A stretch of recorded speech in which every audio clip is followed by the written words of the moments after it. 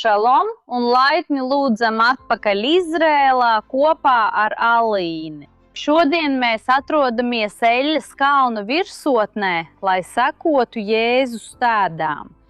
Mēs iepazīsim vietu, no kurienes Jēzus uzkāpa debesīs un pa kuru viņš arī atgriezīsies, kā teikts pašā Bībelē.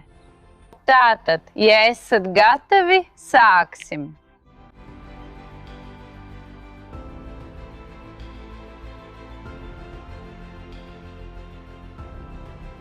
Eļas kalns ir viena no Jēzus iecienītākajām vietām. Viņš nāca šeit gan prieka un svinību brīžos, piemēram, kad viņš triumfāli iegāja. Viņš nāca šeit arī svarīgos pārdomu un lūgšanu brīžos, kad viņš šeit mācīja savus mācekļus. Bet Jēzus nāca šeit arī dažos no savas dzīves grūtākajiem brīžiem. Savas pēdējās brīvības nakts izskaņā, pēc pēdējā vakarēdiena, viņš dodas uz Ģedzemanes dārzu, kas atrodas tieši Eļas kalna pakājē. Ģedzemenē Jēzus pārdzīvos savu agoniju. Jēzus agonija ir tik liela, ka viņš sāk svīst asins lāsas. Tas nozīmē, ka tik grūtā brīdī savā dzīvē viņš zina, ka drīz viņa nodos Jūda, viens no viņa 12 apustuļiem, ka viņu arestēs Kaifas, notiesās Poncijs Pilāts un jau nākamajā rītā viņu piesitīs krustā. Un tāpēc šajā tik grūtajā brīdī, kad viņš zina, ka tas viss notiks, viņš dodas tieši uz Eļas kalna pakāji. Bet šodien mēs koncentrēsimies uz pēdējo Jēzus stāstu Eļas kalnā, kas ir viņa debesbraukšana. Jēzus uzkāpa debesīs no augstākā Eļas kalna punkta. Grūti noticēt, bet tā nav vieta, kur mēs atrodamies. Mēs patiešām atrodamies ļoti augstā vietā ar lielisku skatu. Bet, ja mēs paskatāmies mazliet uz sāniem, mēs varam redzēt, ka Olīvu kalnā ir vēl augstāka vieta, un tieši no turienes notika debesbraukšana. Tātad tagad mēs sāksim doties šajā virzienā.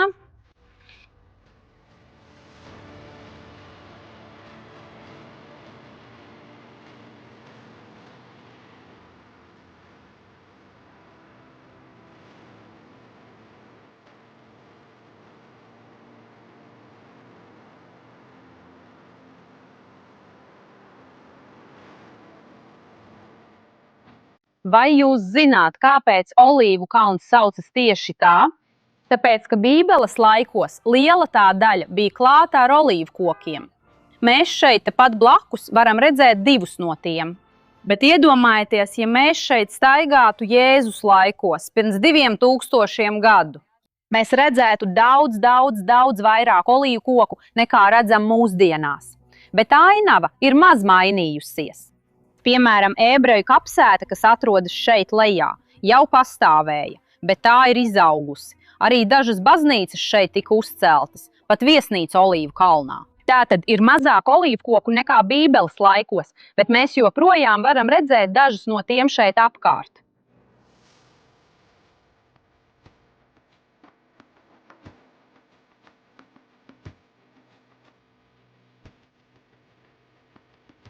Kad mēs sakām, ka sekosim Jēzus pēdām, tas ir burtiski.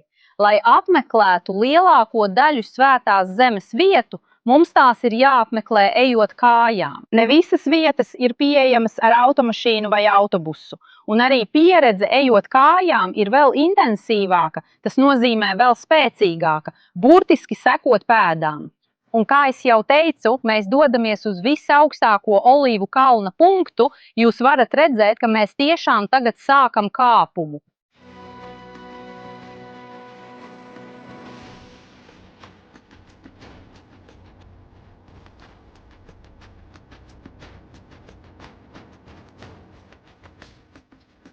Tas ir diezgan stāvs kāpums. Mūsu pirmais pieturas punkts būs šeit. Pater Noster, tēvreizes baznīcā. Tieši tagad, kad mēs ieejam, vesela kristiešu grupa no Dienvidkorejas iziet ārā. Bet iesim iekšā, jo mums jums šeit ir daudz interesanta, ko parādīt.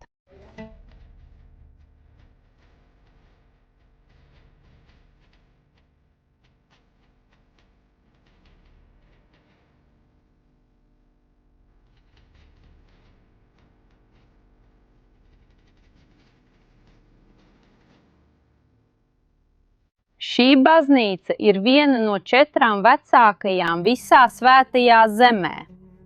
Diemžēl gadsimtu gaitā šī baznīca tika vairāk kārt iznīcināta un atkal uzcelta.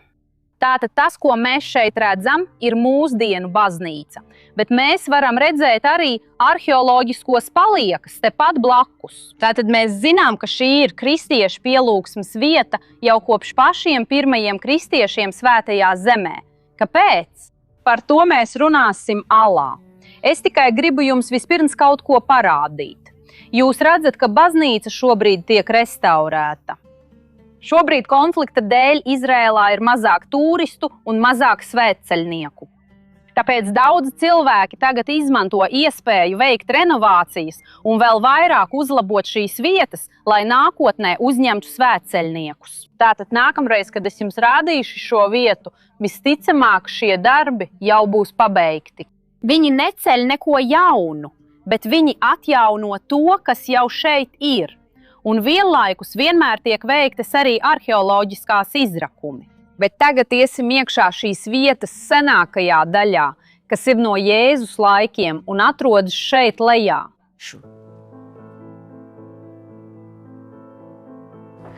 Jēzus mēdza nākt uz Olīvu kalnu, lai mācītu savus mācekļus gan dienā, gan naktī. Un šeit Olīvu kalnā, atkarībā no gada laika, var būt ļoti karsts, ļoti augsts, lietus un stiprs vējš. Īpaši vēlā pēcpusdienā un agrā rītā šeit ir ļoti vējains. Tāpēc, lai Jēzus un viņa mācekļi būtu pasargāti no laikapstākļiem, no visa tā, viņi bieži iegāja alās. Un mēs tagad atrodamies vienā no šīm alām. Jēzus 2 reizes māca saviem mācekļiem tēvreizes lūgšanu. Viena no tām ir Galilejā, bet otrā šeit Jūdejā, Olīvu kalnā. Nāciet šurp kopā ar mani. Mēs šeit varam redzēt šīs alas oriģinālās daļas. Tātad iedomājieties, ka šeit pirms 2000 gadu Jēzus mācīja. Bet kādā valodā viņš mācīja? Jēzus runāja 2 valodās, gan ebreju, gan aramiešu valodā. Un viņš runāja un lūdzās šajās abās valodās. Taču tajā laikā visizplatītākā lūgšana valoda bija ebreju valoda. Un tā kā mēs tagad atrodamies Tēvreizes salā, es vēlos, lai jūs dzirdētu tēvreizi tās oriģinālu valodā, ebreju valodā. Mūsu Tēvs debesīs, lai tiek svētīts tavs vārds, lai nāk tam valstība, lai notiek tavs prāts kā debesīs, tāpat arī virs zemes. Mūsu dienišķo maizi dod mums šodien, un piedod mums mūsu parādus, kā arī mēs piedodam saviem parādniekiem. Un neieved mūsu kārdināšanā, un attestī mūs no ļaunā. Āmen. Un tagad turpināsim mūsu kāpienu uz debes braukšanas vietu.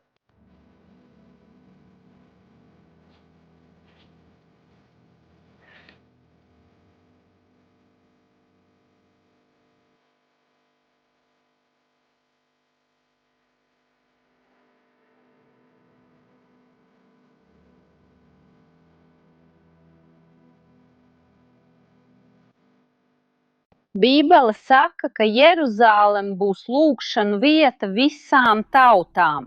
Un mēs redzam, kā tas patiešām notiek līdz pat mūsdienām.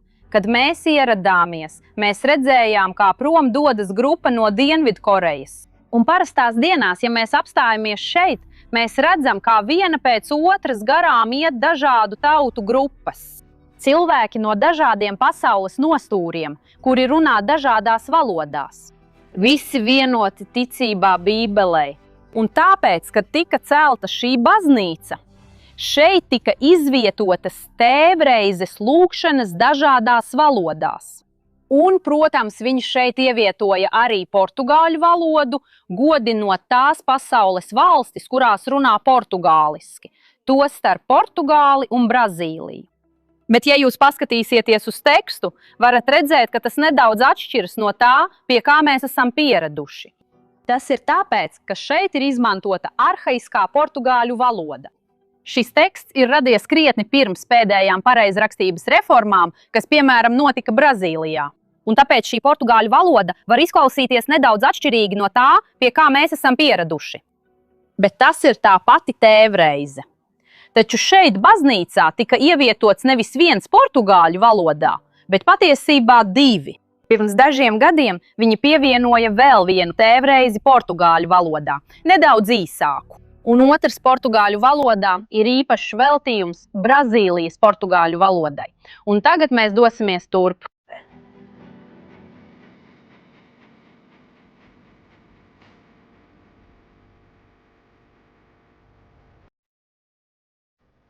Un man ļoti patīk šī daļa šeit, šīs tēvreizes, kas ir uz sienas, jo tās ir rakstītas Braila rakstā. Tātad mēs varam, piemēram, šeit itāļu valodā izlasīt tēvreizi Braila rakstā. Tātad šī vieta ir pieejama visiem cilvēkiem.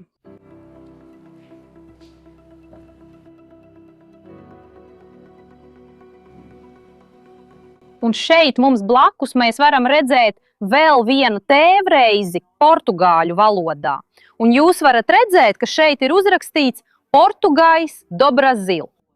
Tas nozīmē, ka šis šeit tika izvietots īpaši par godu Brazīlijas portugāļu valodai. Tātad mums jau redzētajai arhaiskajai portugāļu valodai un Brazīlijas portugāļu valodai šeit par godu mūsu Brazīlijas tautai. Redziet, ceļš, pa kuru mēs tagad ejam, savieno seno Jeruzālemi ar Betāniju. Un tas ir ļoti svarīgi, jo Lūkas mums stāsta, ka starp šīm divām pilsētām ir vieta, kur notika debesbraukšana. Tātad mēs zinām, ka dodamies uz pareizo vietu. Un es arī vēlos jūs aicināt noskatīties video līdz beigām, jo mums būs paziņojums, īpašs pārsteigums jums. Skatieties uz šo dzelteno zīmi, šeit ir rakstīts vairākās valodās – debesbraukšanas kapela, kas acīm redzam ir kristiešu vieta. Jautājums ir, kāpēc vietā, kur rakstīts debesbraukšanas kapela, mūsdienās ir minarets, tas ir mošeja? Un to mēs tagad noskaidrosim.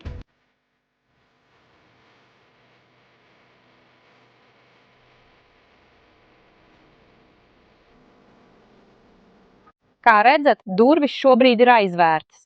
Pavisam drīz atnāks cilvēks, kurš īpaši priekš mums tās atvērs. Bet ievērojiet, ka ir divas durvis. Zaļās durvis ved uz debesbraukšanas pusi, un tieši turp mēs dosimies. Bet šeit ir arī otras durvis, no stikla. Un šīs durvis ved uz otru mošejas pusi, kas ir aktīva musulmaņu lūgšanu vieta.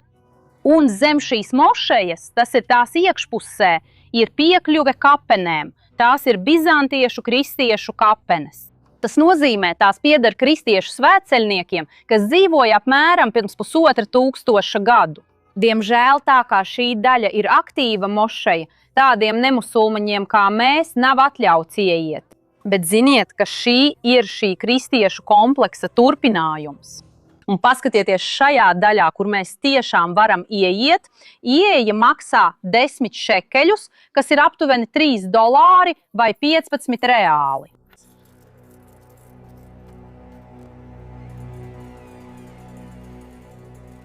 Un tagad, draugi, mēs beidzot esam iegājuši šajā tik nozīmīgajā vietā.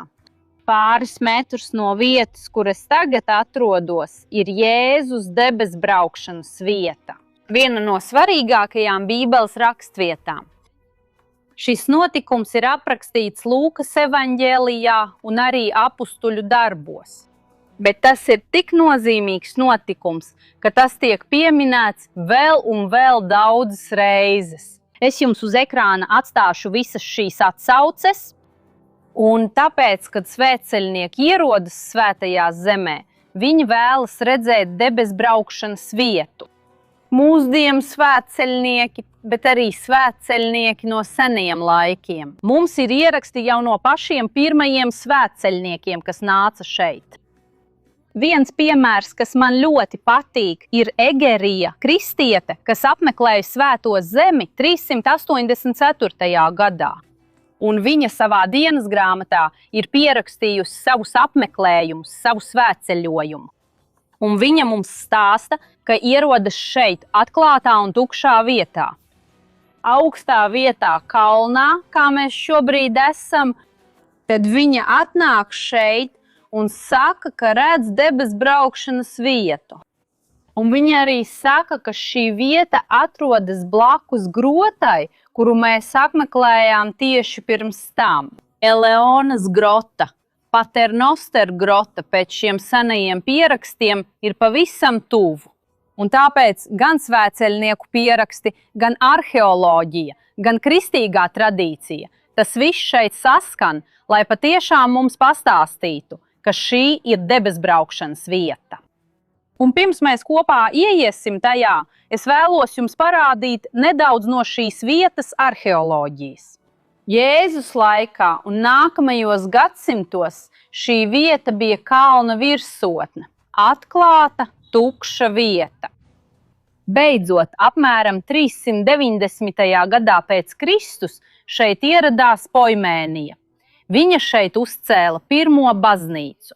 Taču ļoti svarīga lieta, ko viņa atstāja, ir tā, ka baznīca bija atvērta debesīm, lai savienotu šīs vietas arhitektūru ar Bībeles stāstu, ar Jēzus debesbraukšanu. Tomēr šo skaisto baznīcu iznīcinās 614. gadā persiešu iebrukuma laikā. Persieši, kas mūsdienās ir Irānas teritorijā, patiešām veic postošu iebrukumu. Viņi iznīcinās lielāko daļu Svētās zemes baznīcu. Un kopā ar visām baznīcām arī šī vieta tiks pilnībā iznīcināta. Pēc dažiem gadiem šeit ierodas bīskaps Franko. Un viņš būs tas, kurš atjaunos baznīcu, bet vienmēr atstās to atvērtu debesīm. Un tagad paskatieties kopā ar mani, kas ir mums apkārt. Mēs varam redzēt dažas oriģinālās bizantiešu laika baznīcas paliekas. Un tas, ko mēs šeit varam redzēt vislabāk saglabājušos, ir šie kolonnas pamati. Papildus šai kolonnas daļai mums šeit ir vēl viena bizantiešu kolonna. Bet es gribu, lai jūs arī pievēršat uzmanību vēl vienai lietai. Paskatieties, šeit aizmugurē ir vairāki altāri. Jo, lai gan mūsdienās šī vieta ir mošejas pārziņā, vienu dienu gadā, kas ir Jēzus debesbraukšanas dienā, 40 dienas pēc lieldienām, baznīcas nāk šeit noturēt dievkalpojumus. Un viņi atcerās šo notikumu. Tātad mēs šeit varam redzēt armēņu altāri. Armēņi virpā kristīgā nācija pasaulē. Armēņi pievērsās kristietībai jau 301. gadā.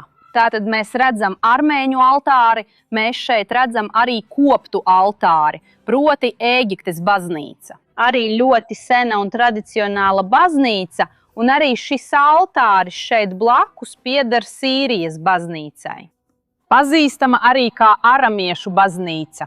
Tātad šeit reizi gadā baznīcas sanāk kopā, lai svinētu debesbraukšanas notikumus.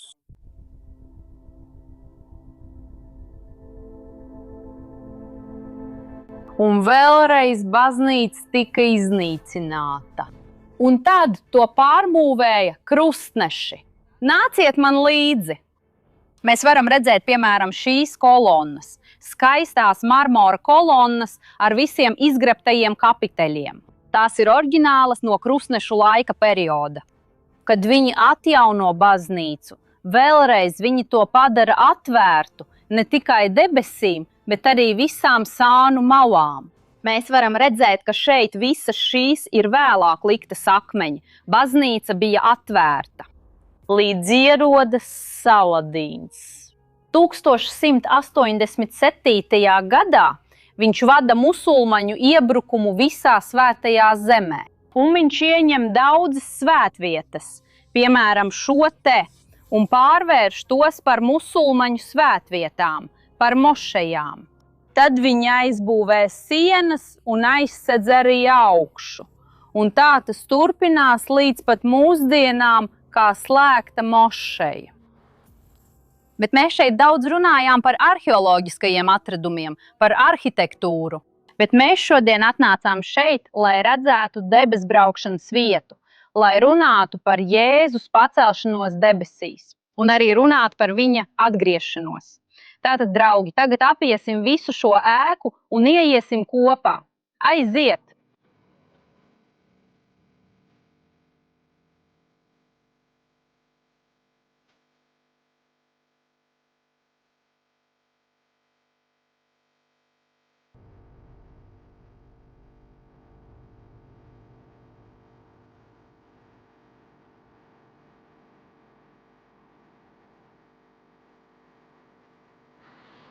Oho! Tagad mēs esam debesbraukšanas kapelas iekšpusē, un es vēlos jums parādīt kaut ko īpašu, kas šeit atrodas. Paskatieties uz šo akmeni. Tā ir vienīgā daļa, kas saglabājusies vēl no Jēzus laikiem. Tradīcija vēsta, ka tieši no šī akmens Jēzus pacēlās debesīs. Šī ir debesbraukšanas vieta, un mēs varam redzēt, ka tā ir saglabājusies cauri gadsimtiem. Jau senatnē cilvēki apkārt šim akmenim lika šos akmeņus, lai to pasargātu un atdalītu no pārējās ēkas. Tas nozīmē, ka viņi vēlējās, lai šī vieta paliktu pieejama, lai cilvēki varētu turpināt tai pieskarties, nākt šurp, skatīties un lūgties. Bet tajā pašā laikā, lai cilvēki vienkārši nevarētu tam pāri iet un staigāt. Un tā kā mēs atrodamies tik īpašā vietā, debesbraukšanas vietā, šeit es tagad aicinu mūs visus noklausīties Bībeles fragmentu, kas stāsta par šo notikumu. Tad tie, kas bija sapulcējušies kopā ar Jēzu, viņam jautāja: vai šis būs tas laiks, kad kungs atjaunos valstību Izrēlam? Jēzus atbildēja: jums nepieder zināt laikus vai brīžus, ko Tēvs ir noteicis ar savu varu. Bet jūs saņemsiet spēku, kad Svētais Gars nāks pār jums, un jūs būsiet mani liecinieki gan Jeruzalemē, gan visā Jūdejā un Samarijā, līdz pat zemes galiem. Pēc tam, kad Jēzus to bija pateicis, viņš tika pacelts augšup, viņu acu priekšā, un mākonis viņu paslēpa viņu no viņu acīm. Un es vēlos kopā ar jums noklausīties vēl vienu pantu. Īpaši paklausieties Apustuļu darbi, 1. nodaļa, 11. pants.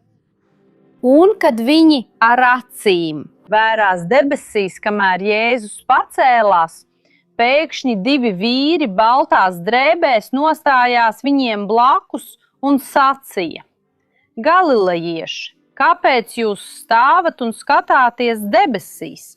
Šis pats Jēzus, kas bija ar jums un tika uzņemts debesīs, atgriezīsies tāpat kā jūs. Redzēsiet viņu paceļamies. Vai jūs dzirdējāt, cik tas ir neticami? Bībele mums stāsta, ka tāpat kā Jēzus pacēlās debesīs, tieši tāpat viņš atgriezīsies. Tāpēc daudzi uzskata, ka no šīs vietas, kur notika Jēzus debesbraukšana, kad Bībele runā par Jēzus atgriešanos, tas notiks tieši tāpat. Tā ir nolaišanās šeit, Olīvu kalnā. Un tāpēc, kad es nāku šeit ar svētceļnieku grupām, man patīk runāt ne tikai par šīs vietas pagātni, vēsturiskajiem notikumiem, iznīcināšanām, atjaunošanām un arheoloģiskajiem atradumiem. Man patīk šeit nākt arī domāt par nākotni, uz kur norāda Bībele, kas visticamāk notiks tieši šeit.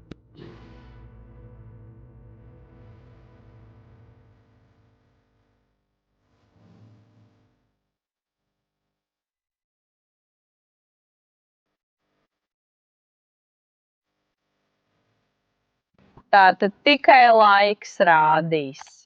Bet pastāv iespēja, ka šī vieta ir saistīta ar ļoti svarīgiem nākotnes notikumiem un Jēzus atgriešanos.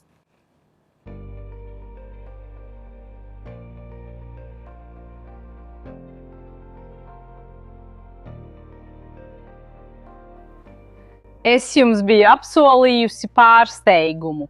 Un, lai pastāstītu jums, kāds ir šis pārsteigums, es vēlos šeit aicināt savu tēti. Visi sakiet šalom. Tas bija Džordžs. Dārgā meita, vai ar tevi viss kārtībā? Ar jums, draugi. Es atnācu šeit, lai paziņotu par brīnišķīgu ceļojumu izziņošanu. Turciju un Grieķiju kopā ar Džordžu. Nāciet kopā ar mani. Mēs veiksim neaizmirstamu un brīnišķīgu Bībeles ceļojumu, kas bagātinās mūsu visu dvēseli. Tātad, draugi, tā patiešām būs neaizmirstama ceļojuma pieredze, neatkārtojams ceļojums pa Bībeles lapusēm. Tātad visiem tiem, kuri vēlēsies vairāk informācijas, mēs atstāsim saiti. Saiti atradīsiet tepat zemāk. Saiti atradīsiet tepat zemāk, draugi. Es ceru, ka jums patika šodienas video. Neaizmirstiet nospiest patīk un tiekamies nākamreiz, draugi. Šalom! Tā, draugi!